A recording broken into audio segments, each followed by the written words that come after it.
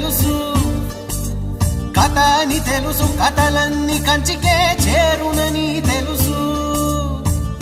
తెలుసు తెర తొలుగుతుందని, తెలుసు తెల్లారుతుందని, తెలుసు ఈ కట్టె పుట్టుకుమంటదని, తెలుసు ఈ మట్టి మట్టిలో కలిసిపోతదని. ఇన్ని తెలిసి ఇరకాటంలో పడిపోతావు ఎందుకని? మాయ